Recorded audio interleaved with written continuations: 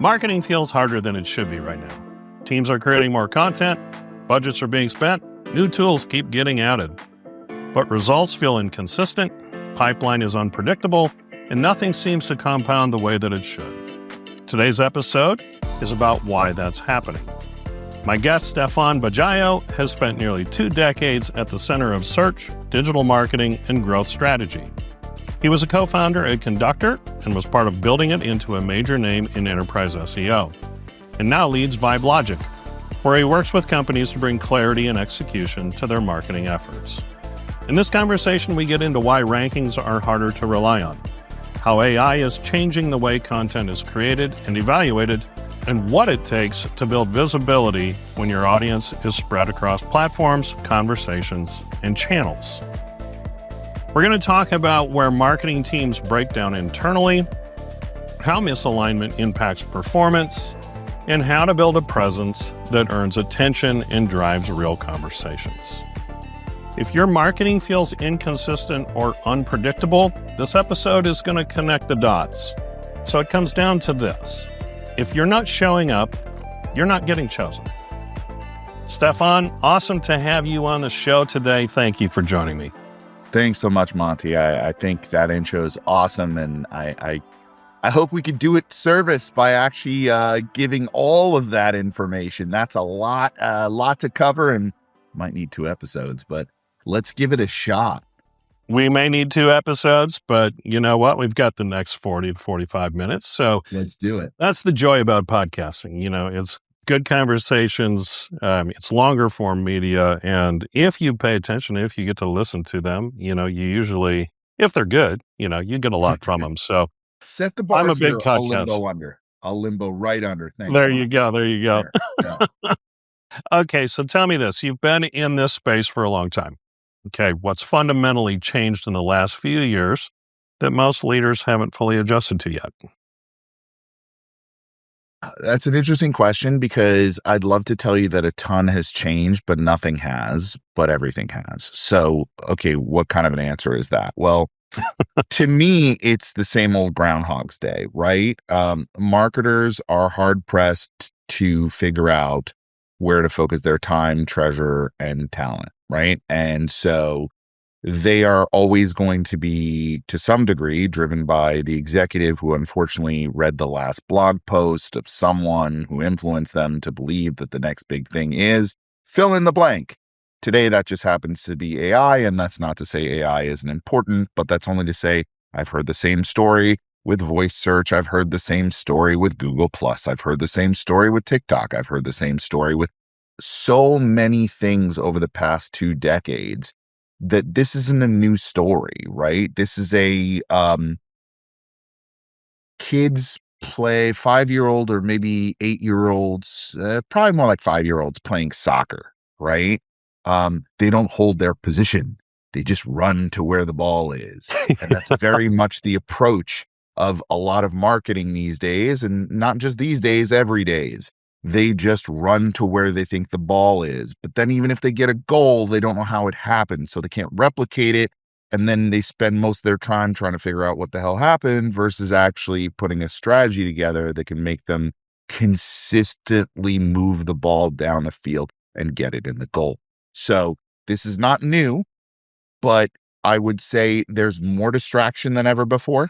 There are more options than ever before. There are more products than ever before. I think there's decision fatigue. I think there are people there's more players, honestly, like your old guard has kind of started to retire out, right? Your new guard who grew up with internet is starting to take over those roles in the VPs and those types of CMO roles. And so you are starting to see a shift, but there's a lot to still figure out. Hi, guys. Everyone knows content is king. But most brands struggle producing authentic content their ideal customer connects with and responds to. Let me tell you about our show sponsor, Brand Managers. They have solved the authentic content problem. They produce high-value social video and podcasts like this, so your brand is both visible and believable. If you need a consistent content engine across all social platforms and a sales engine that converts, You need brand managers. Visit brandmanagers.agency today and make sure your brand gets chosen. I like what you had to say about marketing teams chasing the ball. And I think that's very true. It reminds me of the movie Up with all the dogs that, were kindly saying, squirrel, Yep. Yep. so easily distracted by, the latest, greatest tool or whatever. AI has thrown a huge wrench in everything. So you have really been focused on SEO since SEO was SEO. And now SEO is a little different. Can you walk me through those differences? Yeah. I mean, so, I used to joke at the beginning, it was SEO was Stefan's employment opportunities, right? Like they're literally, people didn't know what it was when I first started talking to them. I mean, I was talking to people about buying, software, SaaS, that had to do with tracking search when they didn't even have people running search in their organizations, right? And this is like enterprise level companies. You would be shocked at the names. Think the biggest names, and there's like one SEO in charge, if that. And usually it was just the person who knew HTML or whatever. We're going all the way back to 2008, 2007. And then that evolves over time, right? The thing is that the person charged with SEO spoke tech, but not exec. So they weren't necessarily people that could translate this information upwards to their executives and explain what we were really dealing with. So SEO became a little bit of a black box. And in that, unfortunately, the practice did not find its way beyond a channel. It often stayed in a channel. So it was like, you've got paid over here, and then you've got SEO, and then you've got display and other things that could potentially be paid in certain orgs, or they're separated in others. And then you had all these other silos, email, affiliate, and it just keeps going, right? And this is how we built our marketing orgs. So it made sense that the SEO just got slotted into this position. The problem with having done that is nobody puts SEO in the corner. No.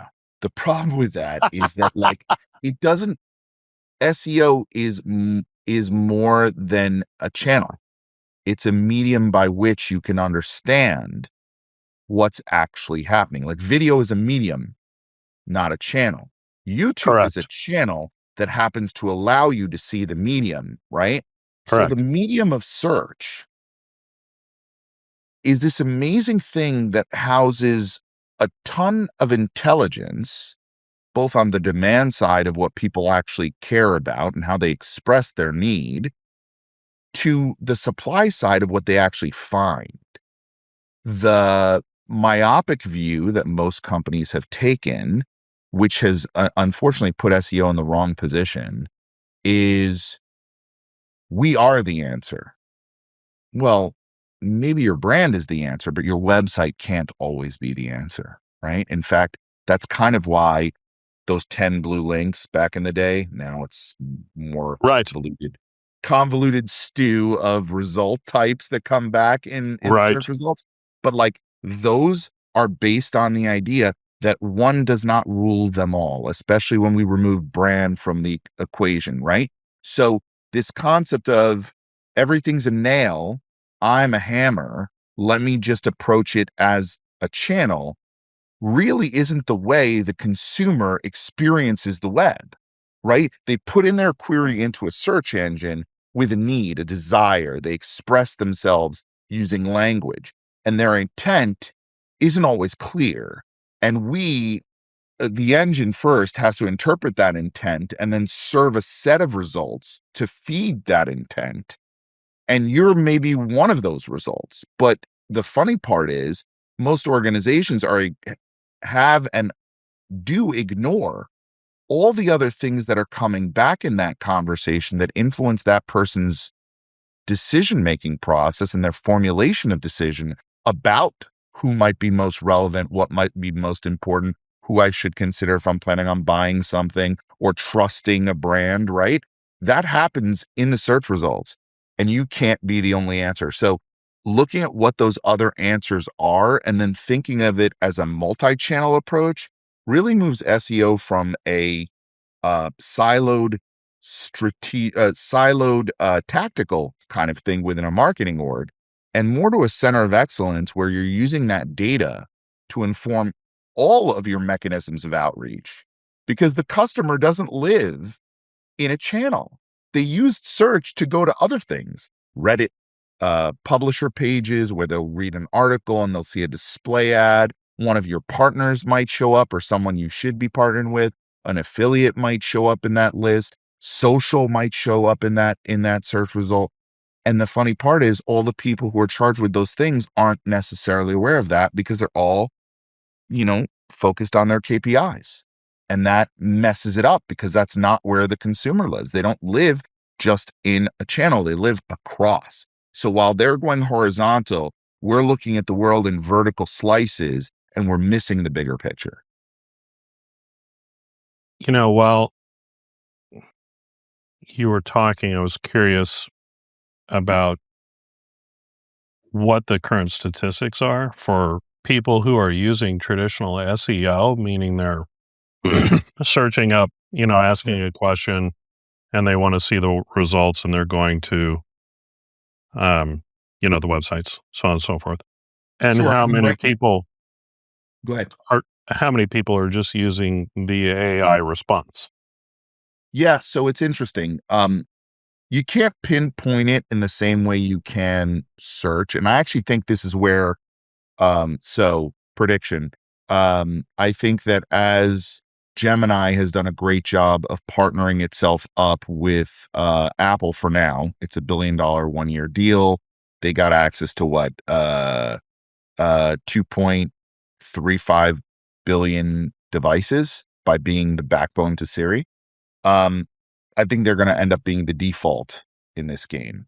Then I think, as they always wind up being. Well, yeah. I mean, listen, Google made a smart move there. Okay, Gemini wasn't necessarily the name brand, and they were able to find their way into this conversation in a really meaningful way. I think Apple's probably the smartest of all of them, because they said, screw this, I'm not going to get in that game. I'm going to have something proprietary and unique, which is the platform that connects all these things. So you have to go through me if you want your AI to work really well as an agent, because I'm going to get access to everyone's private, but they trust us because we're Apple, which was a smart move. Data that allows us to connect these disparate dots so that our agent, Siri, can actually do really cool stuff that others won't be able to do, because they'll get blocked when they try and get access to the data in those products. Right. So all the apps and stuff that live on their OS are basically going to be ripe for the picking, as I kind of say, when it comes to that. But let's put that aside for a moment. So I think ChatGPT has a spot here to be the one that actually goes after the marketers. So there's a data that's kind of black boxed right now, which is, I don't know how many people put in a prompt around what topic, around all the stuff that you would want in search that we get out of MSV, aka monthly search volume, which, by the way, is a 12-month trailing average. I use it directionally. It's not exact, but it's something that search marketers use to understand, hey, 1,000 searches a month go on for this versus 10 go on for this, right? And so you can at least start to differentiate a little bit of demand. More isn't always better, by the way. Less can be much more lucrative because it's much more specific. Anyway, point being, I think that ChatGPT has an opportunity to be or OpenAI has the opportunity to be the ones who provide that kind of marketing data, and therefore are more available to marketers. And therefore, when they put out their ads, which they will, inevitably, it will become a very lucrative market for them. Now, the number of people that actually search and end up on a website comparative to the amount of traffic driven right now by the LLMs, I think statistics say it's something like 1.5% on average of websites traffic is coming from LLMs right now, maybe 2%. I might be being a little too generous.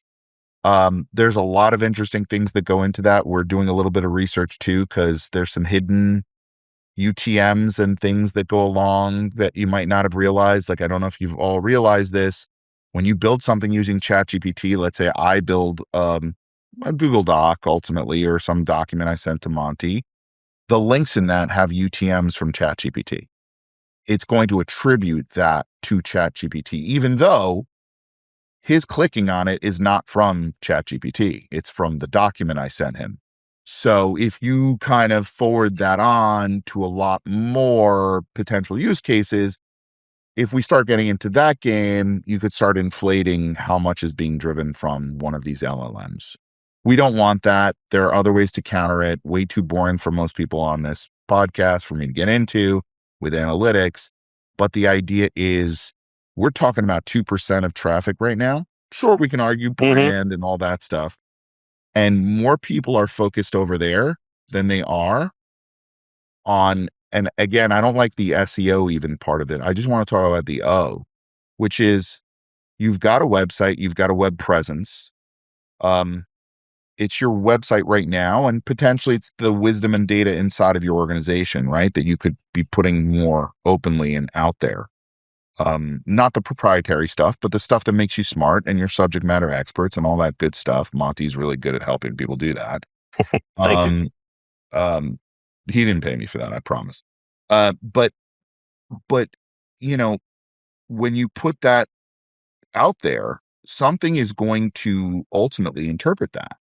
Right now, it happens to be an LLM chatbot, but that thing is changing at a rate that for you to start investing money to try and catch that and make sure you're the one being mentioned and doing all of that stuff, hey, more power to you if you have the kind of money to just make that a side hustle for major organizations.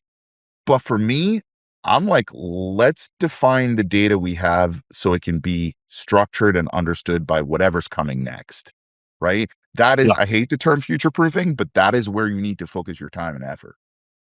So I love, I'm going to go back to a couple of things that I've heard you say so far to try to start connecting some dots for people. Let's connect the dots. SEO, traditional, is still kind of king. Even though AI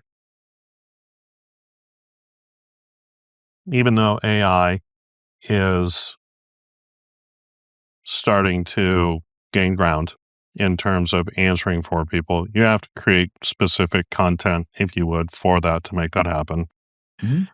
But it may not be worth it at this point, is what I'm hearing. In addition, content is still king.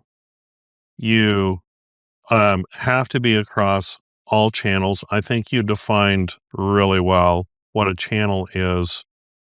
And now we should talk about how is AI changing the way marketing leaders are creating content? And then the distribution of that two channels, has that changed? Do you now only need to focus on the very specific channels where you think your market is? Or do you absolutely need to be, in every single channel and make sure that you're there consistently, almost on a daily basis, if need be, for you to get really any traction in the marketplace? That's a really interesting question. I think let's break it down first in pieces, right? Which is, have I seen marketers using AI? And I'll be honest, not as much as I'd like. What I'm seeing is a lack of ingenuity, which is very frustrating because marketers are smart in general and they're creative, and they have given up a lot of their creativity to the chatbots. One, LLM content, just for the record, if it does perform, so if you just have a blog post written by ChatGPT, you may rank for a moment, but I promise you, and I can show you statistic after statistic that shows Google will not let that rank for very long. So you are on borrowed time. If you built your entire site that way, you are on borrowed time. Interesting. Google will never come by and say this was written by a human, therefore wipe. but they can say this was written and has a fingerprint of AI, wipe. So it is a liability you're now adding to your marketing, which I find interesting that people are so willing to haphazardly do. Yes, throughput goes up, right? But where do you think this content is ultimately being created, right? It's being created from the stuff that's already out there. So the it's almost like a snake eating its tail kind of situation where the more slop goes out, the less specifics, the less true value, right? I can use a lot of words to say absolutely nothing. And that's what a lot of the AI content ultimately is. You also have Google talking about EAT. So they've been talking about that for, it feels like eons to me, but for those who don't know that term, it's EEAT. It's experience, expertise, authoritativeness, and trustworthiness. They are judging your sites based on that. A lot of that, frankly, you'd be well served to go get yourself a real author, someone who actually has credibility behind a subject matter expert, and have them be authoring your stuff.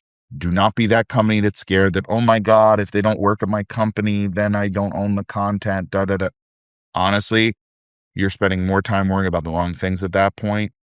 When I Interesting. talk about where AI should be coming in and where I'm very disappointed it's not, is I don't see a lot of people taking their content and using AI to make their wisdom more available and simpler to use. So I'll give you a prime example of my having done that for ourselves. I know that executives look at writers in general, making a big generalization here, so forgive me, as a unit of measurement. So they will say, I have one writer and therefore I can get 5 blog posts out of them a month. Yeah. Here's the problem with that metric. What is a blog post? Well, in one person's case, it's writing only. In another person's case, it's writing and research about the actual keywords you want to rank for. In another case, it's actually going and getting a subject matter expert to be involved. In another case, you're adding images and photography and so forth and so on. So Videos. now we've talked about all these different versions of one unit of measurement, and we are now talking about one person cranking out 5 pieces a month.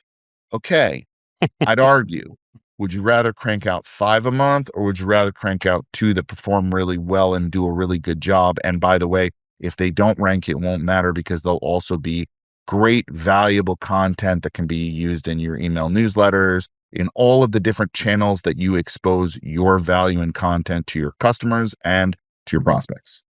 Oh, I have to stop you right there, Go. Stefan, because I'm going to revise my statement. Okay. What you just brought up is so 100% true. Today, content is not king. No. High value content is king because anybody can make content. Now, you don't have to be a writer. You don't have to be anything. All you have to be is somebody who can plug in a little script to ChatGPT or Anthropic or whatever you're going to use, and now all of a sudden you're a content creator.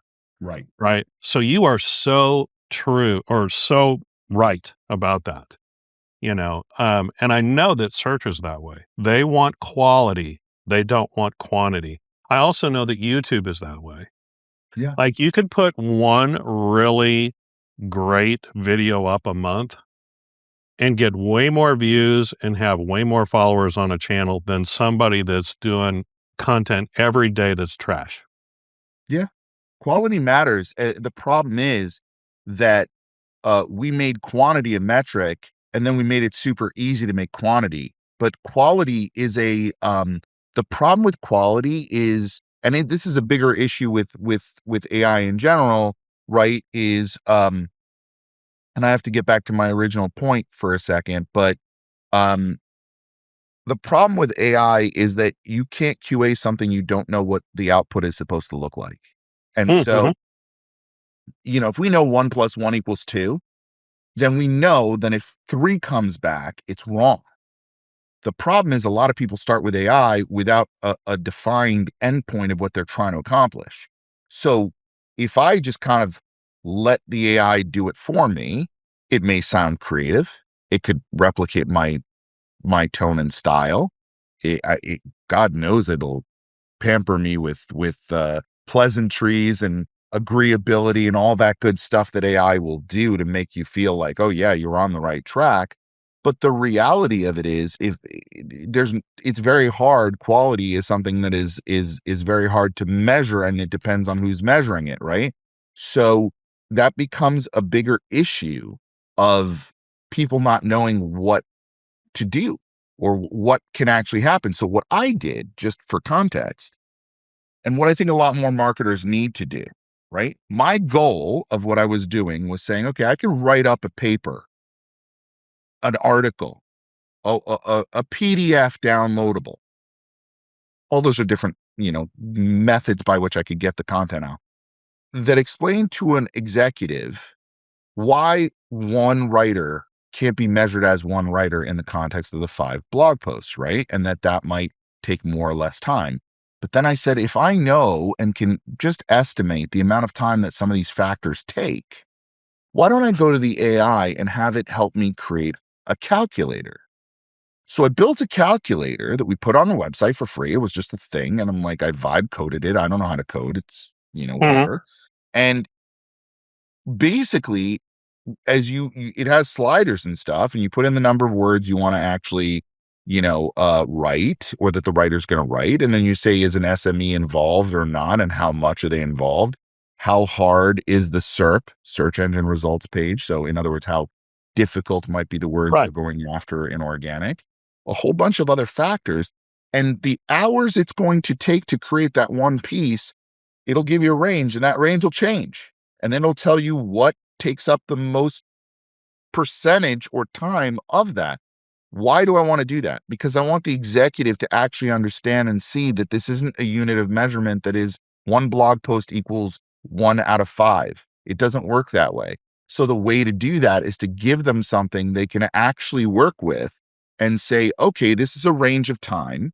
There are variables here. I need to know my variables. And when something doesn't go out and it turns out that a subject matter expert was taking too long reviewing it, which I've had happen, then don't blame the writer for the fact that it's not out yet, right? Right. And that tends to be the default, is your job is to get it out. It's not out, on, off switch. But the reality lives in the details. And so I understand that executives don't want to know every nuance, but if you don't know how you're measuring your success or your output, it's really hard to get to success, and you'll burn your people along the way. So that's just one example of why not take the content that I would have given it as a flat PDF that frankly may or may not have been consumed and may or may not have helped an executive, and come back and say, well, instead, why don't I have a calculator that helps them? So how many of you out there, I'll challenge you as marketers, or executives even, are looking at your teams, and instead of saying LLMs are the way I need to rank, think of it as a medium. Like, how can I use the LLM to help me produce content in a different format that could be more advantageous and useful to my audience? Now you're solving problems, and that's ultimately trust building, right? Versus another white paper, another thing that just gets ignored in the diatribe of too much noise. Yeah, I think that's really well said, and it's a great challenge for everybody.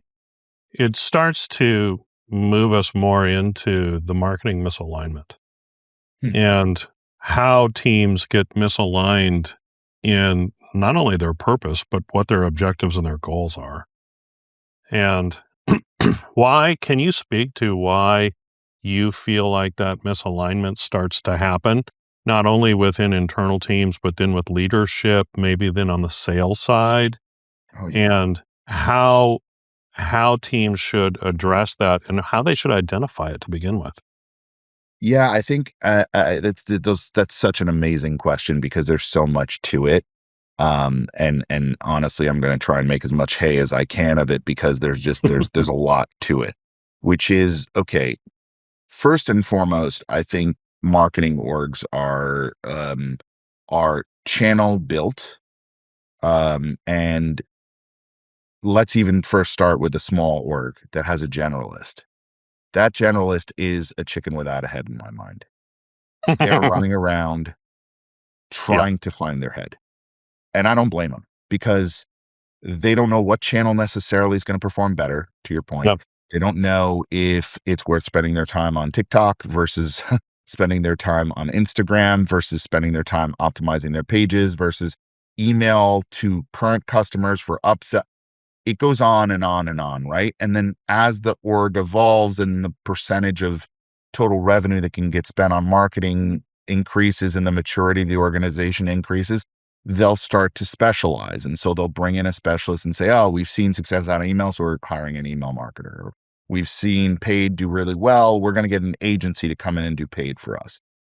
And so the complexity of what we're working with by nature grows, right? Yeah.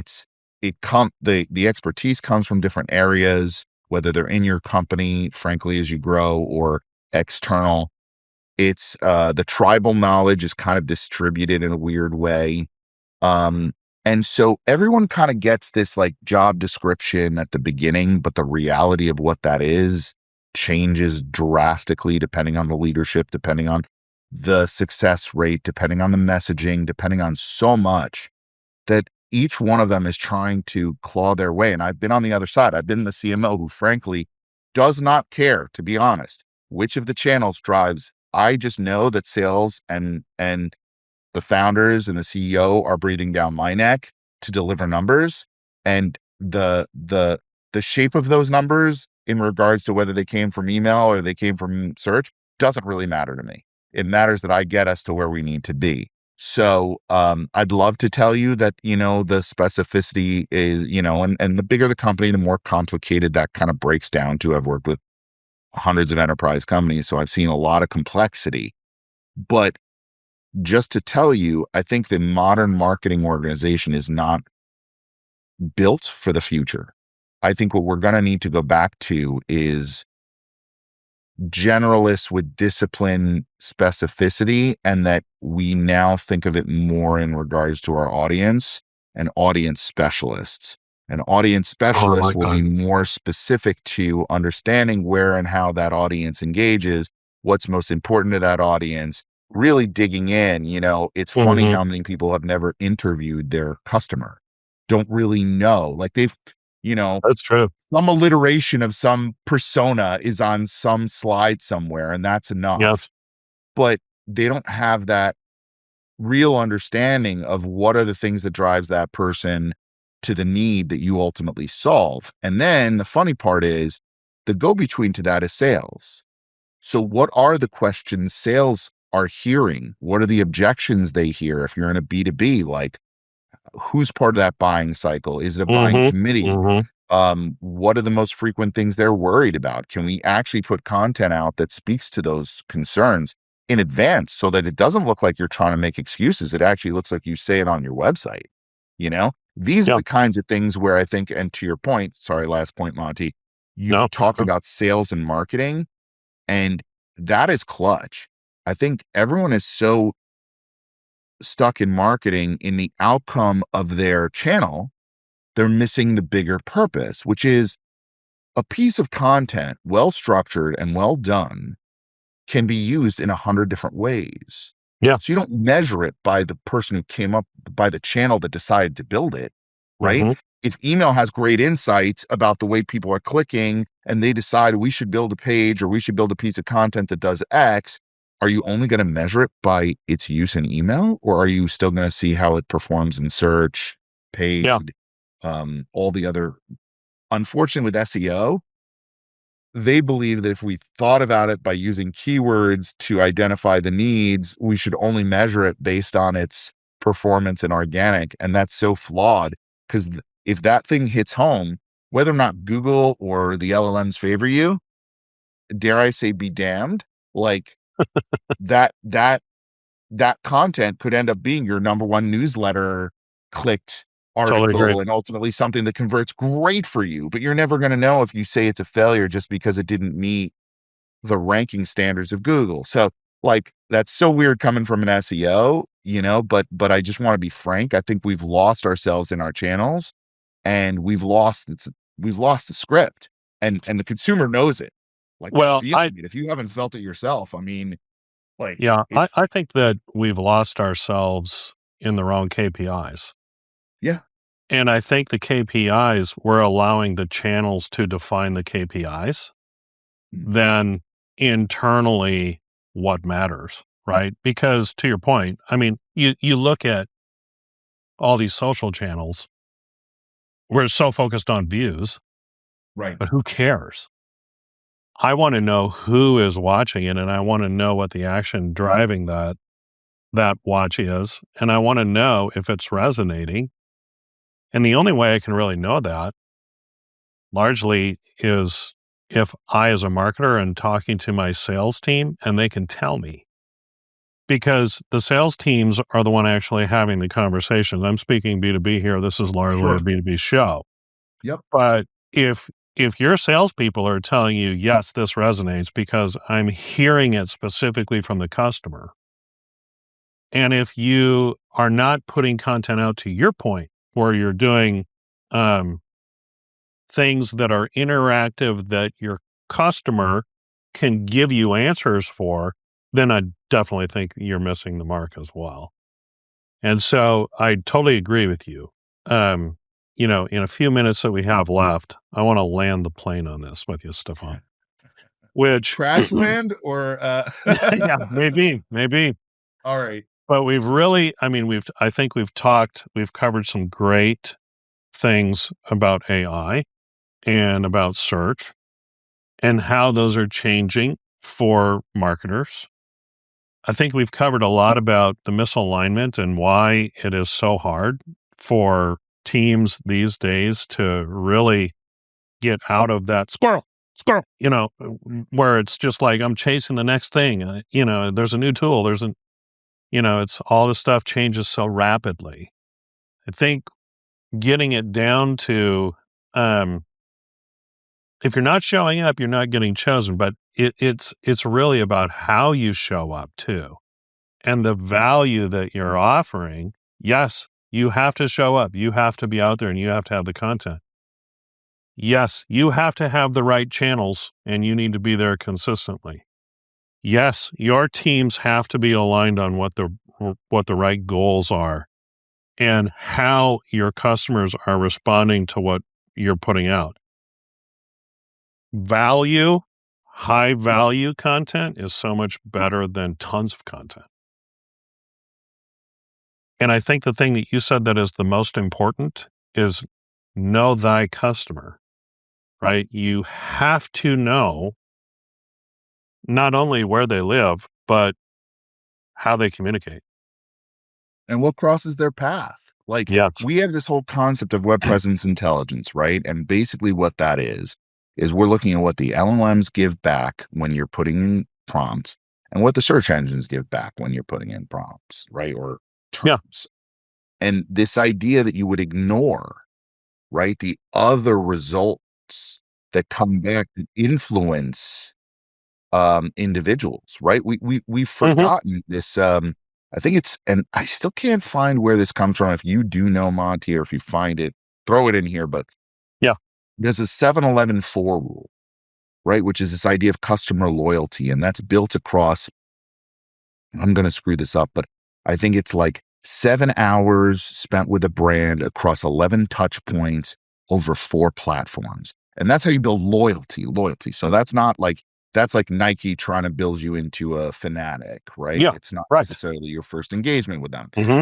But nonetheless, we've all learned that to make a brand memorable, you have to see it a whole bunch of different times, right?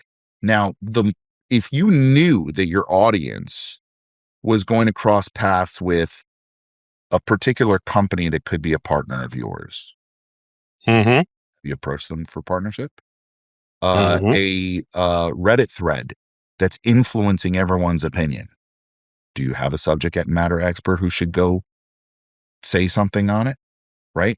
A publisher who's actually got a massive article on this specific topic.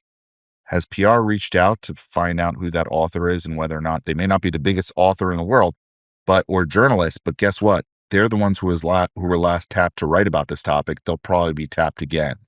So has anyone made it a relationship with them? Or maybe they're a freelance writer that could write for you. There's just so many opportunities out there. And unfortunately, we're so stuck in that visibility game of like, we have to be the answer, that we don't recognize the answers are everywhere else, and we are not where they're being formulated.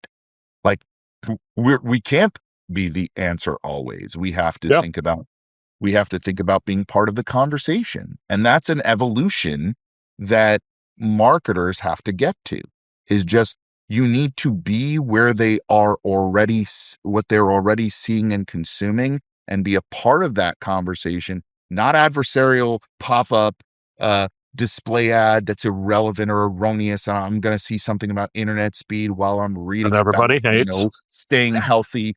Those two things don't map. Why? Because you cookied me somewhere along the way with a pixel, and so therefore you want to try and tackle me with a message. I'm not ready for that message right now, right? You all know the noise. We've got ad blockers for that specific reason. It's annoying. Yeah, So for sure. we just need to start listening and caring. And by the way, I'll kind of leave with this point too. I think the empathy of our messaging is getting lost in the wash of the AI written content. And I think the more legitimacy and almost vulnerability a brand is willing to show of its humanity. Vulnerable doesn't have to be weak, by the way. But the more humanity a brand shows of itself, I think the more it's going to stand out. This polish we're seeing, No doubt, it's too easy. It's too easy, and it's too simple, and it's too automated. And while people right now are having trouble distinguishing, real video from deep fakes and stuff, I think their guts are going to evolve to know what feels right and what feels wrong. And as the consumer evolves in that way, and you all know in B2B, you're trying to build a relationship. They're not going to check out a shopping cart and checking out here. This is more than that. So your sales cycles are longer, and you do need to build relationships. That relationship isn't on a phone call. That relationship is going to extend far more than an email. It's going to be a process by which they can either confirm or deny biases that you have helped them build, or that others have helped them build. So you better be aware of who's building what's coming up when you look up your own brand, plus the word pricing, plus the word this and that, and what people are doing is it worth it? Man, how many times have I looked that up after a brand, right? People are searching, they have needs. So be aware of those needs and use that not as a channel mechanism, but as a mechanism to be more empathetic of their needs, and then ultimately providing value rather than just a sale. That's the thing, is the more you can influence true value without expecting an immediate purchase back, those are the brands that ultimately are going to win in the future. I think that was a perfect way to land the plane and sums it up really nicely. So do we all clap like that? Do we clap like when the pilot? Yeah. No, you did it. You got us here safe. Not for me. You're the pilot, Monty. You kept us from crashing. I could take. Oh boy. Well, it's been awesome. Great conversation. Thank you. If you're listening, we will have Stefan's contact information down in the description on this episode below. You can see his LinkedIn profile here and connect with him there. And if you have additional questions about marketing and how to get alignment, how to show up consistently, how to deliver that value, please reach out to our sponsors, brand managers, in addition to Stefan, and I'm sure they will be able to guide you safely to a landing. Stefan, thanks for joining us. It was awesome to have you. Thank you so much for having me, Monty. This was a ton of fun.